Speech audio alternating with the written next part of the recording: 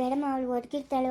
ಅಪ್ಪ ಇದ್ದಾರಲ್ಲ ನೋಡ್ಕೊಂತಾನೆ ನನ್ನ ಬೋರಮ್ಮಜ್ಜಿನೂ ನೋಡ್ಕೊಂತಾಳ ಮಾಮ ನನ್ನ ತತ್ತಮ್ಮ ಅಪ್ಪ ಜೊತೆಗ 2 ದಿನ ಅಚ್ಚೆ ಬಂದ್ಬಿಡ್ತೀನಿ ನಾನು ವಾಪಸ್ ಮಾಮ ಸುಬೀತ ಹೊರಗೆ ಈರಮ್ಮಜ್ಜಿ ಮನೆಗೆ ಹೊತ್ತತೀನಿ ನಾನು ಅಮ್ಮ ಅಮ್ಮ ನಾನು ಓಡ್ತೀನಮ್ಮ ನಾನು 2 ದಿನ ಇರ್ಬಿಟ್ಟು ಬರ್ತೀನಿ ಇವಾಗ ನನ್ನ ಅಜ್ಜಿನೆಲ್ಲ ಇಚ್ಚಿಲ್ಲ ಅದಕ್ಕೆ ಓಡ್ತೀನಮ್ಮ ಅವಳು ಹೊಡಿತಾಳೇನೋ ಅಂತ ನನಗೆ ಭಯನಮ್ಮ. ಹೊರೆಯಲ್ಲಮ್ಮ ಮಗುನ ಕಳಿಸ್ಬಿಟ್ಟು ಏನೋ ಅವ್ನು ಸಿಕ್ಕಾಕೊಂಡನ. ಅವಳೇನ ಕಳಿಸ್ತೀನಿ. ಅವಳೇನ ಹೊಡೆದ್ರೆ ಈರಮ್ಮಜ್ಜಿ ಫೋನಿಂದ ಫೋನ್ ಮಾಡ್ಬೇಕು ನಂಗೆ. ಅವಳು ಹೊಡೆಯೋದು ಬಿಡೋದೆಲ್ಲ ಮಾಡಿದ್ರೆ ಮಾಡ್ತೀನಿ ಫೋನ್ ಮಾಡ್ತೀನಮ್ಮ ನಿಂತಿದ್ದೆ ಬೀಬರಮ್ಮನ ನನ್ನೇನು ಹೊರವಳಂದೆ ಬೆನ್ನೆತ್ತಿ ಬೇಗ ಹಾಕ್ಬಿಡ್ತೀನಿ ಬೆನ್ನೆತ್ತಿ ಬೇಗ ಹಾಕ್ಬಿಡ್ತೀನಿ ಒತ್ತಾಳ ಅಂತ ನಾನು ಹಂಗಿರ್ಬೇಕು ಆಯ್ತಾ. ಯಾಕೋ ಆದ್ರೂ ನಂಗೇನೋ ಮುನ್ಸಕ್ಕೆ ಸಮಾಧಾನ ಇಲ್ಲಮ್ಮ ನಿನ್ನ ಕಳ್ಸಕ್ಕ. ಅಯ್ಯೋ ಎಲ್ಲ ದಿನ ಇದೈತೀನಿ ಅಚ್ಚೆ ಬಂದ್ಬಿಡ್ತೀನಿ ನಾನು ಆಯ್ತಾ. ಆಯ್ತಮ್ಮ ಕಳ್ಸಲ್ಲ ಅಂದ್ರೂ ನೀನು ಬೇಜಾರು ಮಾಡ್ಕೊಂತೀಯ. ಹಾಂ ಒಂದು 3-4 ದಿವಸ ಕಳೀಲಿ ಬಿಡು, ಆಮೇಲೆ ಹೋದ್ರೆ ಆಯ್ತು. ಓ ಏನು ಊರಾಗ ಏನಕ್ಕಿದ್ಯಾ?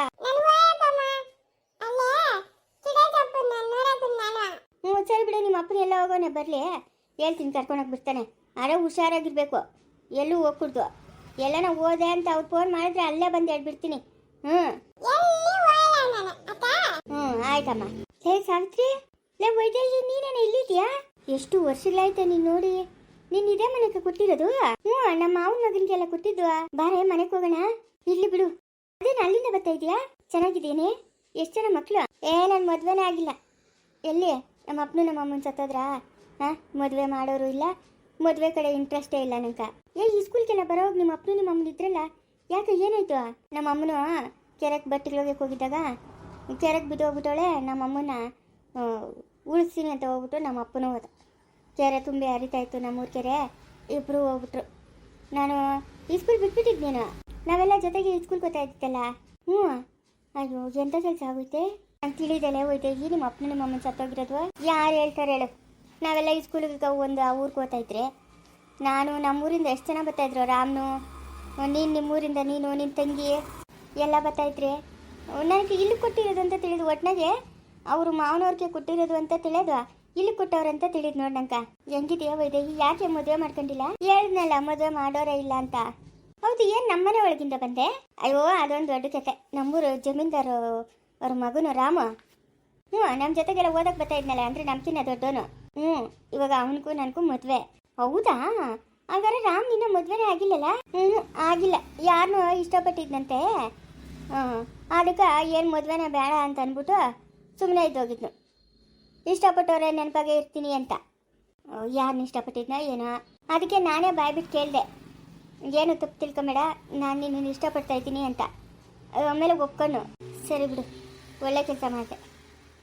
ಅವನು ಹೆಂಗೋ ಒಂಟಿಯಾಗಿದ್ನು, ನಿಂಗೂ ಅಪ್ಪನೂ ಅಮ್ಮನೂ ಇಲ್ಲ ಪಾಪ. ಹೋಗ್ಲಿ ಬಿಡು, ಆ ದೇವ್ರೇ ಈ ಕೆಲಸ ಮಾಡವನೆ. ನಿಮ್ಮ ಮಾವನ್ಗೂ ರಾಮನ್ಗೂ ಚಂದ ಅಂತೆ, ಅದಕ್ಕೆ ಇಲ್ಲಿಗೆ ಕರ್ಕೊಂಬಂದು. ಶಾನ್ಭೋಗ್ರ ಆಶೀರ್ವಾದದಿದ್ದಾರೆ ನಾವು ಮದುವೆ ಆಗಬೇಕು ಅಂತ. ಅದಕ್ಕೆ ನಿಮ್ಮ ಮಾವನೂ ರಾಮ್ನು ಬಟ್ಟೆ ಬರೆಲ್ಲ ತಗೊಂಬರಕ್ಕೆ ಪೇಟೆಗೆ ಹೋಗೋರೆ, ನಮ್ಮ ದೊಡ್ಡಪ್ಪನು ಎಲ್ಲನೂ. ಹೌದಾ? ನಾಳೆನೇ ಇಲ್ಲಿ ದೇವಸ್ಥಾನದಾಗ ಮದುವೆ. ಸರಿ ಬಿಡಮ್ಮ, ಹೆಂಗೋ ಚೆನ್ನಾಗಿದ್ರೆ ಅಷ್ಟೇ ಸಾಕು. ಎಲ್ಲ ನಿಮ್ಮಿಬ್ಬರಿಗೂ ಋಣಾನು ಬಂದ ಇರ್ತೇನೋ, ಅದಕ್ಕೆ ನೀನು ಹಂಗೆ ಇದ್ದೆ, ಅವನು ಹಂಗೆ ಇದ್ನು. ಇದ್ರೂ ಇರ್ಬೋದು. ಅಲ್ಲೇ ಸಾವಿತ್ರಿ, ನಿಮ್ಗೆ ಇಷ್ಟೆಲ್ಲ ಅದೇ ನಿಮ್ಮ ಅತ್ತನಕ್ಕೆ ಸೇರಿ ಕೂಡಲ್ಲಂತೆ, ಬೈತಾ ಇರ್ತೀರಂತೆ, ಮಕ್ಕಳು ಮುಟ್ಟಕ್ಕೆ ಹೋದ್ರೆ ಮುಟ್ಟಬೇಡ ಅಂತ ಹೇಳ್ತೀರಂತೆ. ಹಂಗೆಲ್ಲ ಮಾಡಬಾರ್ಲೆ ನೀನು. ನನ್ನ ಜೊತೆಳು ಅಂತ ನಾನು ನಿನ್ನ ಹತ್ರ ಮನ್ಸು ಬಿಚ್ಚಿ ಮಾತಾಡ್ತಾ ಇದ್ದೀನಿ. ಅದ್ಯಾಕೆ ವಯಸ್ಸಾಗಿರೋಕೆ ಅಷ್ಟು ಹಿಂಸೆ ಕೊಡ್ತೀಯ ನೀನು?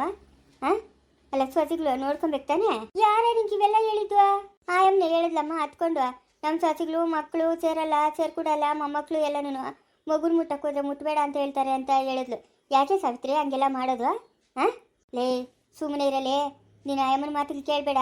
ಅಲ್ಲ, ನೀನು ನನ್ನನ್ನು ಇವತ್ತಿಂದ ನೋಡ್ತಾ ಇದ್ದೇನೆ, ಎಷ್ಟು ದಿನದಿಂದ ನೋಡ್ತಾ ಇದೆಯಾ ನನ್ನನ್ನು. ನನ್ನ ಬುದ್ಧಿ ಅಂಥದ್ದು ಅಂತ ನೀನು ತಿಳಿತೇನೆ. ನಮ್ಮನ್ನೇ ಮನೆ ನಾಚಿಕೆ ಹಾಕೊಳ್ಳಮ್ಮ, ನಾವು ಈ ಮನೆಗಿದ್ದೀರಿ. ಹೌದಾ? ಮತ್ತೆ ಹಂಗೆಲ್ಲ ಹೇಳಿದ್ಲು ನಿಮ್ಮ ಮೇಲೆ ದೂರುಗಳು.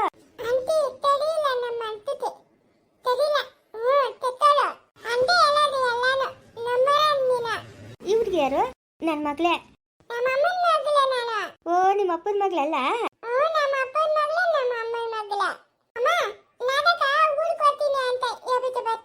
ಈ ಬಿಸಿಲಾಗ ಏನು ಬೇಡ, ಸುಮ್ಮನೆ ಹೋಗೋಗಿ ಹೇಳಿಯಾ? ಸರಿ ಹೋಗಿ ಹಂಗೆ ಬಂದ್ಬಿಡ್ಬೇಕು. ಹ್ಮ್ ಯಾರ್ದ ಈ ಮಗು? ನನ್ನ ತಂಗಿ ಸುನೀತಾ ಇದ್ಲಲ್ಲ, ಅವ್ರ ಯಜಮಾನು ನನ್ನ ಮದುವೆ ಆಗ್ಬಿಟ್ಟವನೆ. ಗಂಡ ಹೆಂಡತಿ ಜಗಳ ಮಾಡ್ಕೊಂಡು ಅವಳು ಸತ್ತೋಗ್ಬಿಟ್ಲು. ಆ ಮಗುನ ತಂದು ನಾನು ಸಾಕ್ತಾ ಇದ್ದೀನಿ. ಹೌದಾ? ಸುನೀತಾ ಕೊಟ್ಟಿರೋದು? ಊರಾಗೆ ಒಬ್ಬರನ್ನೊಬ್ಬರು ಇಷ್ಟಪಟ್ಬಿಟ್ಟು ಮದುವೆ ಆಗೋಳೆ. ಅವಳಿಗೆ ಎಷ್ಟು ಜನ ಮಕ್ಕಳು? ಒಂದು ಹೆಣ್ಣು ಮಗು. ನಿಂಕ 2 ಗಂಡು ಮಕ್ಕಳು. ಏನೋತ್ತವ್ ನಿನ್ನ ಮಕ್ಕಳು? ಓದಿದ್ದೆಲ್ಲ ಆಗೋಯ್ತಮ್ಮ, ಕೆಲ್ಸಗಳಾಗವ್ರೆ. ನನ್ನ ಮಗನು ತಹಸೀಲ್ದಾರು, ಇನ್ನೊಬ್ಬ ಮಗನು ಪೊಲೀಸು.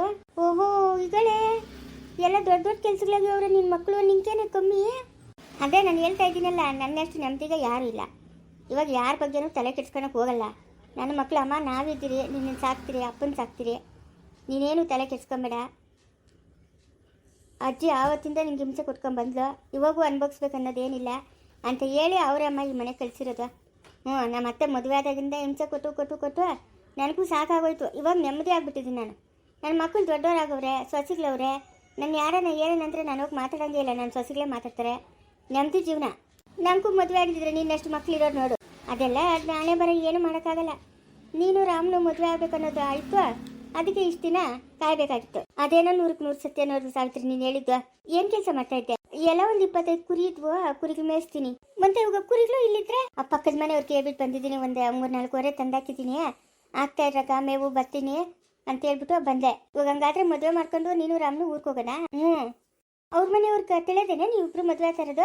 ಇಲ್ಲೇ ತಿಳಿದು ಆಯಮ್ಮ ಚಿಕ್ಕ ಅಮ್ಮಕ್ಕೆ 2 ಗಂಡು ಮಕ್ಳೆಲ್ಲ ತಿಳಿದು. ಇನ್ನು ಏನೇನು ಗಲಾಟೆ ಆಗ್ತೈತೋ ಏನೋ ನಮಗೂ ತಿಳಿದು.